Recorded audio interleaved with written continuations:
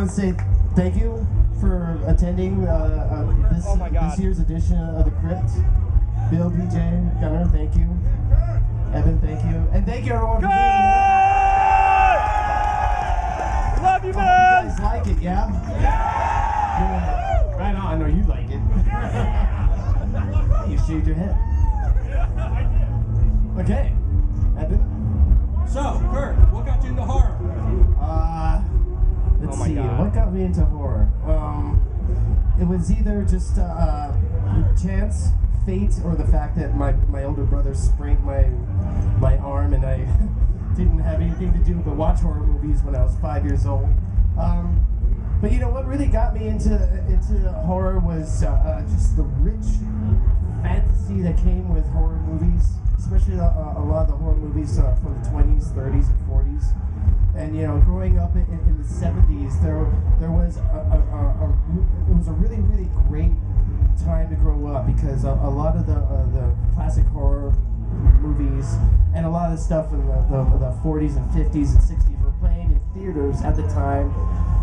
In really cheap matinees, you know, you'd go to a theater and you'd be able to see 3 horror movies for 50 cents. And you know, for me, when I was a kid, I lived at that movie theater and just watched movie after movie. And there was all these great TV shows, like Creature Features and Shock Theater and all those different types of shows that really turned me on to a lot of the classics and really kind of like set the tone for what would be later my total obsession. And of course, you know, famous monsters of filmland, Forrest J. Ackerman. Forrest J. Ackerman was one of my hugest influences in my life, and so you know, all those things together just really cemented my interest in horror, and I'm still totally into it today, just as much as I was when I was a kid. Excellent. So, I know the answer to this, but why don't you let everyone know your favorite horror film? My favorite, well, this week, probably Texas Chainsaw Massacre 1 and 2, Halloween, Rock and Roll High School. But yeah, of the classics, I loved Black Cat. I love The Bride of Frankenstein. I love the original Frankenstein movie, the original Mummy movie, the original Dracula movie. You know, more recent stuff. I love Reanimator. I love Hellraiser. You know, there's this really creepy sci-fi movie that I totally forgot about called Event Horizon. I don't know if any of you guys have seen it. Great movie. Some of the more recent movies that I've seen that I really love are let's see, Troll Hunter, Insidious, Sinister. What else was really good? Cabin in the Woods. The Human Centipede just goes. Say, I mean, that is a real horror movie right there, especially that third person. Unfortunate spot. But you know, it changes for me. I like different movies for different reasons. Gunnar, I'm assuming that you know, you've been doing the convention circuit a while. What's it like to be just an icon? Leatherface, he's everywhere. Well, it's turned me into a real asshole. First of all.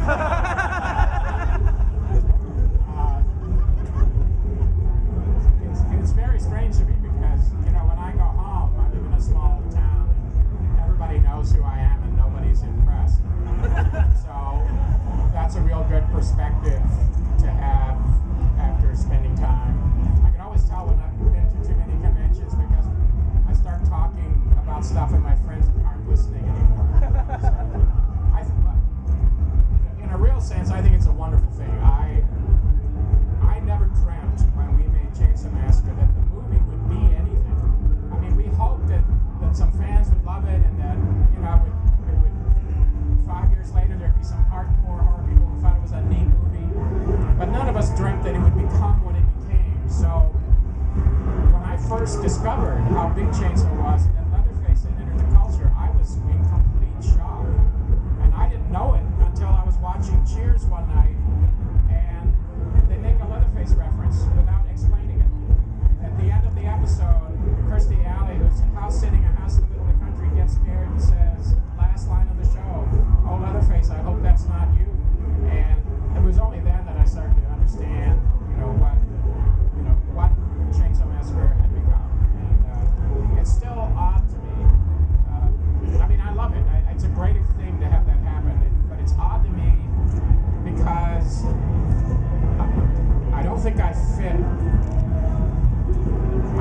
of myself as that. I don't think of myself that way. So Thank God. yeah.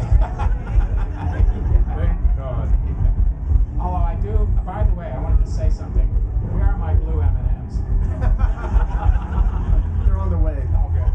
They're helicoptering them in. The other thing about Gunner is that in this little town, everybody brings in the firewood to saw. So it's a cute little.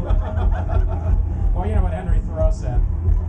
When you heat with wood, you warm yourself twice. So there you go. I got to heat myself. Now, Bill, you were a big fan of Chainsaw. That had a little bit to do with you getting into the sequel, right? It did. Actually, I was one of those people that was totally freaked out by the Texas Chainsaw Massacre. So what happened was, in order for me to finally get over my fear, I ended up making a short film called The Texas Chainsaw Manicure, which was set in a beauty parlor in Staten Island.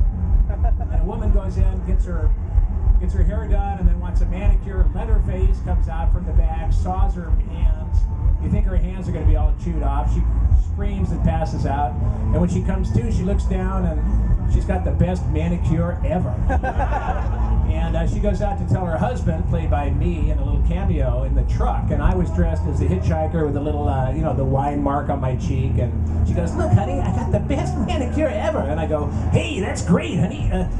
We should celebrate with some head cheese." And I actually went out and bought some head cheese. And in one of the takes, I actually licked it, which I do not advise. And anyway, a friend of mine showed a copy of the Chainsaw Manicure. It's about 5 minutes. Showed it to Toby Hooper back in 1984 when he was working on Poltergeist. And he showed it to his producing buddy, a guy named Steven Spielberg. They liked it. They liked my cameo.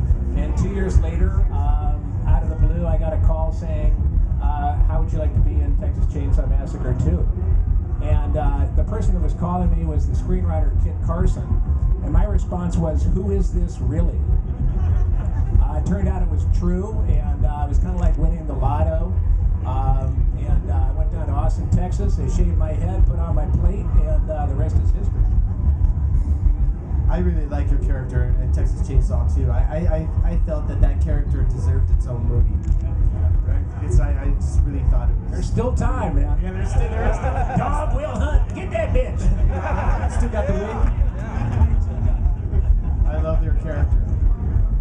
Now, BJ, I mean, when I say cult icon, I mean two of the greatest horror movies of all time. Carrie and Halloween, but Riff Randall, rock and roller. Yeah. I mean, coolest resume. And don't forget Stripes. Years coming by my table. Look, Stripes. They love that movie. That's the fact, Jack. Who's your buddy? What are your favorite on-set moments? Of all the films you've done, all those great films, what are your favorite on-set moments? Well, probably. So awesome right now. Everybody asks Unbelievable. Bill Murray. He's so Unbelievable. funny, and he is very, very funny What to the work with. But he can be very This is It's, John Candy, funny all the time. John Larroquette, funny all the time. Bill Murray, kind of goes in and out. But, on the set of Rock and Roll High School, it wasn't really funny, but it's so cute that the Ramones were so quiet. They just were kind of sitting in a corner until it came time for them to do their scenes on stage. And we were like, are these guys going to ever talk? And, they had a bunch of scenes to do, and they flubbed their lines, and that was endearing. It made the movie what it is. And we had to fill a couple of pages, but, they just, didn't feel like they were even entitled to go and stand in the lunch line. I had to always drag them and say, "Come on, you can have lunch." He goes, No, the crew was working. We weren't doing anything. I said, "Yes, you were. You were in the scene. It's okay." "Well, we're just seeing ourselves." They go, No, it's okay. Come. And then we get down to the rock scene during the day, of course, and they get on stage and they start blasting out their music, and we're just like, oh my God, it was just day and night. So it was fun to see it. And I invited them to my house for Thanksgiving, and I ended up having to order pizza because they said they didn't like turkey. I think for years and years and years, all Johnny Ramone ate was top ramen and Orange Crush. It's true. And funny, I mean, every single person that talked, including you, said totally. And at least one of your sentences here. So I started that word in Halloween. I'm very proud of it. Totally. Thank you. Totally. Thank you. Yeah, Johnny Ramone was a big horror movie fan. Absolutely.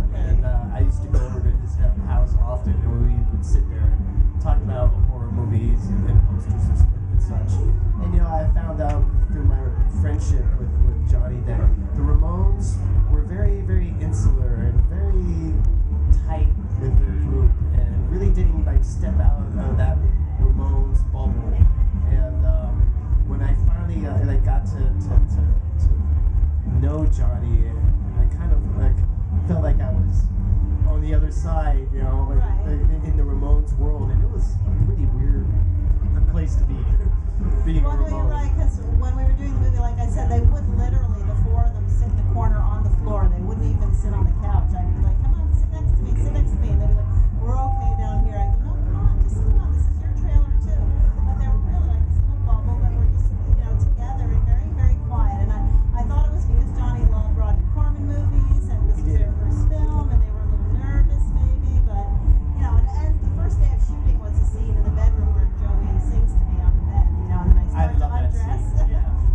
I love that. But that's like, day one of shooting. This is Johnny, this is Joey, this is Marky, this is Dee Dee. Now take your clothes off and lay on the bed. That's your bed. It is. What kind of movie business? Gunnar and I don't get that often. Rock and roll porn school now. Usually with us, it's now put your clothes on and get off the bed. Put a lot of clothes on. Scream, run away. I don't know if I could take my clothes off in front of Joey Ramone. Are you saying you can do it because you're a male? That's a different panel altogether. Well, you know what? The whole time he was singing to me, I had to look endearing and like I was loving it, so my mouth was open because, there was a guy over me, so I was like, and he was spitting in my mouth the whole time, but that was good acting because I never winced or whatever. I did rinse after the scene, but I was a little nervous, and I told the director, Alan Arthur, oh my God, he was spitting in my mouth the whole time. How many times do you have to redo this? Hey, PJ, do you have any good stories from Halloween? From Halloween? Yeah. Well, just that, we had a lot of fun. Everybody always asks what Donald Pleasance was like, but, he didn't really hang out with the girls. It was Jamie's first movie. She was 19. She told me every single day how she wished she could play Linda, my part, not Lori. And really, we were sort of reversed. I wasn't a nerd in high school, but I was very, I did my homework. I was just very, straight. And she was more playful. So every day she'd go, oh, Linda, I hate that. I would have gladly switched, but maybe not, because I really like my part. But the thing I remember most is how John Carpenter and Deborah Hill worked together. They were a couple at that time, but it was really like they wanted us all to be part of a collaborative effort. It wasn't like we were in their movie, it was our movie. And I just remember that I'd only done Carrie before that, and that was Brian De Palma's movie, and we were his actors. So on this set, you just got the feeling that whatever you wanted to contribute, and we did do a lot of ad-libbing to see anything you like. That was, my line, the nail file, and they just completely, encouraged you to contribute whatever you wanted, and that just gave me such a terrific feeling, as well as everybody else. And I think that was a huge, reason that the movie was so successful, and a level of being bright and exciting is because we all felt like that every single day. I couldn't wait to go to the set and work on our movie, and that's what they made it feel like. Wow. Yeah, I remember when I first saw that movie, I didn't sleep for a couple days afterwards.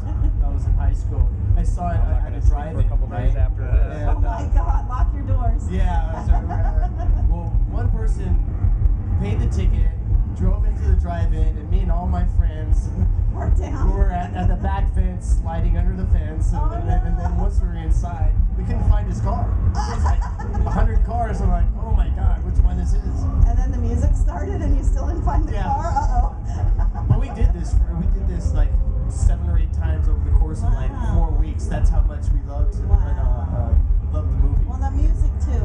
I mean, The music is great. Unbelievable. I remember when I saw the cast and crew screening, and I heard John's soundtrack. I was just amazed, and I thought, wow, that's brilliant. It's so simple, and it's just so brilliant. Yeah, I mean that with Psycho, the soundtrack to Psycho, I think is one of the most definitive horror soundtracks. Yeah. For sure. I mean, when you hear hear that soundtrack, you just instantly know it's Halloween. Yeah, and also the opening credits. I always love that, just that simple pumpkin. And Deborah carved it, and that was her idea. And when you think of it now, you go, God, that's so cheesy and so simple. But no, it's just so simplicity sometimes. And which Halloween 2, Halloween 1 is the most simple movie, but it is the best. You know?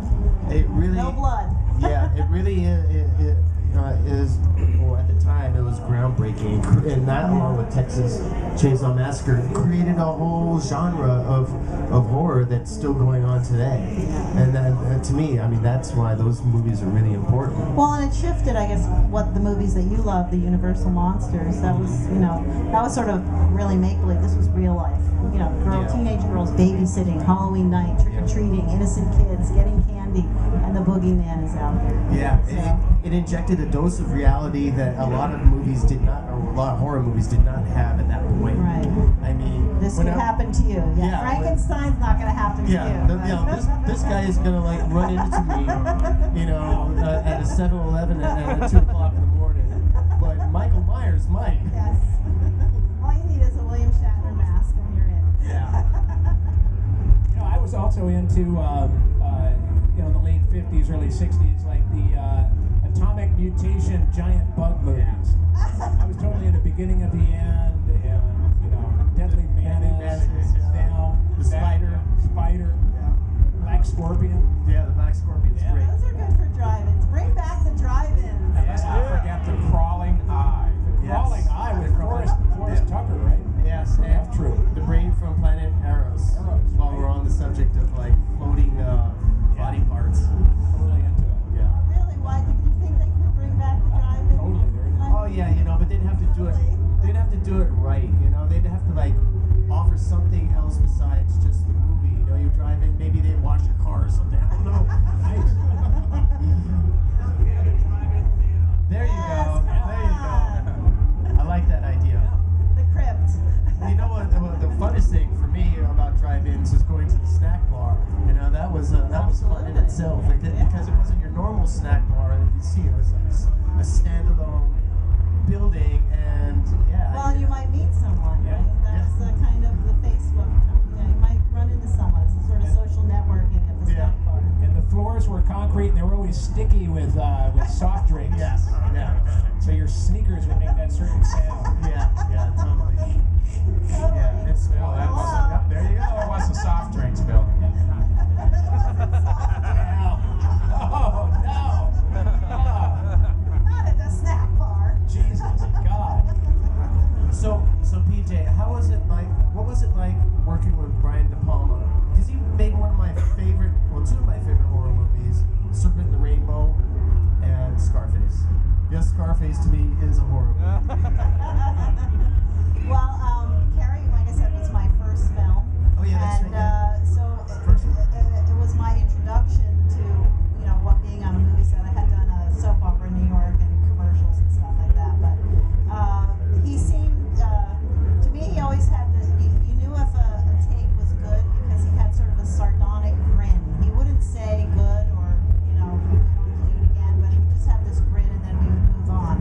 He wasn't like very complimentary when you did something good. He just watched and unlike John Carpenter, the actors were his pawns and we were just carrying out his vision of his storyboard, and he was just watching his movie because he had very definite ideas about the crane shots and what the scene should look like and how he wanted to shoot it. But in terms of a personal communication actor director, there wasn't a lot, but he was sort of the man in the chair.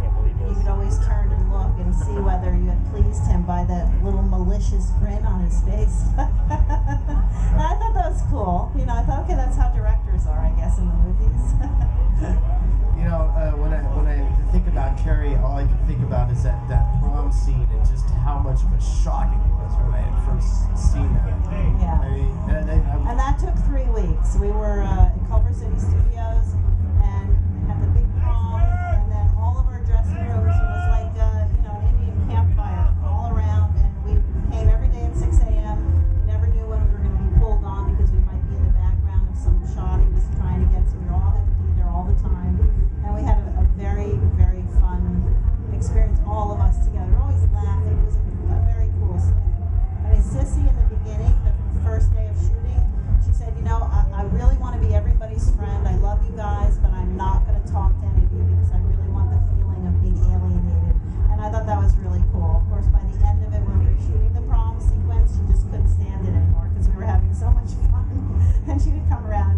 this, and I'd always go, get out of here, you're disgusting, you're creepy.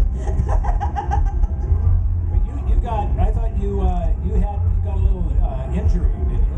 I did. My death scene was with the fire hose, and it was full blast in my ear, broke my eardrum. So the very last moment you see good old Norma on screen is me actually getting my eardrum broken and sliding down the bleacher steps in pain.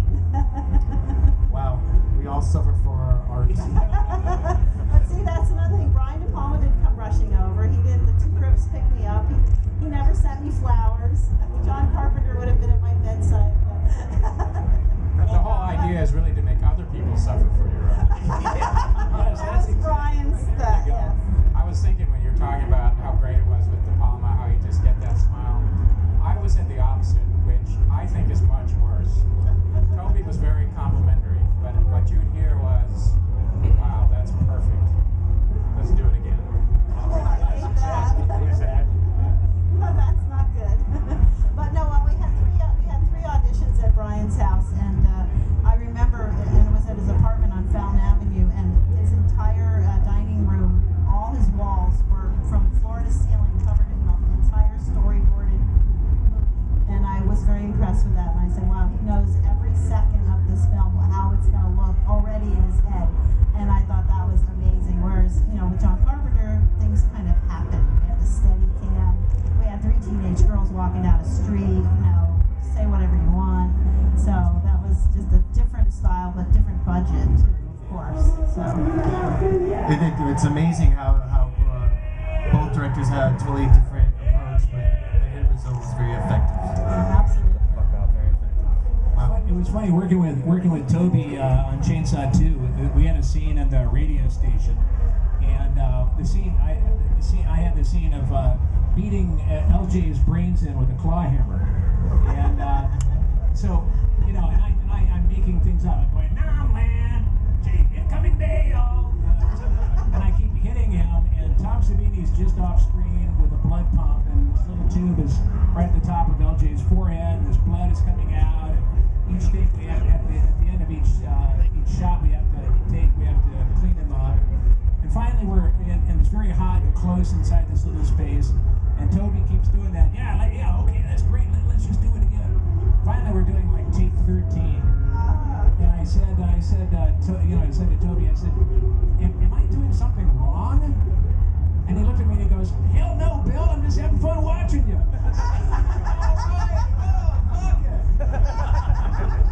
That was wonderful. That was a great movie. Yeah, I really liked the first 2 Texas Chainsaw Massacre movies quite a bit. I remember the first time I saw the first movie, I realized that one of the characters was named Kirk, and when my name is pretty unique, and when I saw the Kirk character get bashed over the head with I think it was a hammer, and he fell down and started shaking on the floor. As a 10-year-old seeing that, I was just like, oh, that's my namesake. I'm really scared. Yeah, that's right. Marilyn had a Toby Hooper moment like yours, where when Sally escapes the gas station, and there's that moment where the old man leaves, and she stops and she stares for a few seconds at the barbecue. When they shot that, of course, you never say cut, obviously. Only the director says cut. So Daniel Pearl, the cinematographer, put a fresh roll of film in the camera, and the roll is 11 minutes. And Toby says action, and he rolls the camera, and Marilyn stares at the barbecue, and Toby never says cut. And it goes on and on and on. And Marilyn told me later that she thought either he is so taken by my performance that he just can't make it stop, or he's thinking to himself, I need 30 seconds. Eventually this bitch is going to give me what I need. No, that's what she said. So then the entire 11-minute roll of film plays out. And finally, Danny turns to Toby, and Toby is staring at Marilyn like this. And he had become so absorbed by what she was doing that he forgot entirely that he was filming this, and he just let it. So we burned 11 minutes of Marilyn emoting. That's so funny. I'm being confused whether she was doing the right thing or the wrong thing. You know what scene I love in the original Texas movie also is the very last scene when the big semi pulls up and the guy gets out and he sees Leatherface and starts running. I love that scene. That's such a great scene. It's a great ending to a movie with Leatherface just running around. And that was all improvised. It's a great improvisation. The hit with the chainsaw, I knew that was going to happen, and over the filming, I kept asking Toby how we were going to do that. And he said, well, I'm not sure, but don't worry, it's the last thing we shoot. And that would make me feel good until I realized what he meant was, if we cut off your leg, we've already got the film in the can. So finally they figured out how to do that shot. And so we did the shot, and the saw actually cut through. There was a blood bag and a steak there, and then a sheet metal wrap. And it cut through so fast that it burned me, and I thought it had actually gone right through the sheet metal. So when I slapped my hand down like that, it's because it burned. I thought I'd been cut, and then the blood in the blood bag spurted out between my fingers. And just for that instant, I thought, I'm a dead man. And then I realized, wait a minute, this blood stuff. So then we did the dance, and Toby's directions to me were, just get up there and stomp around. Now, we'd been shooting for 6 weeks at that point, or I'd been shooting for 4, and what I did was not what Toby told me to do. Toby told me, you're angry, just stomp around. So I was stomping around, and I couldn't see out of the mask. I could only see what's directly in front of me. They'd cleared everybody out because they were going to walk around me. So Toby was standing right beside the cinematographer so he could get the camera point of view, and then Wayne Bell, who is the boom operator, was standing directly behind the camera operator and matching his feet with the boom up. And I noticed at one point when I turned that Toby ducked, and I thought, oh, wait a minute, he thought I was going to hit him, and I can't tell where Toby is except when I'm looking directly at him. So that's how the dance started, because I decided this is my last chance to scare the bejesus out of Toby. So that whole dance is I'm winding up to swing the saw directly at Toby. And if you look at the cut, the saw blade comes so close to the camera lens that it completely obscures the lens, which means the bar of the saw couldn't have been more than about 2 inches from the camera. And I know that Danny Pearl was terrified because he saw it exactly how it was going to be. But Danny, Toby, I saw Toby do like this, kind of back away. And that was the best moment of the movie for me because it was my first chance. And I loved working with Toby, but it was like my only chance for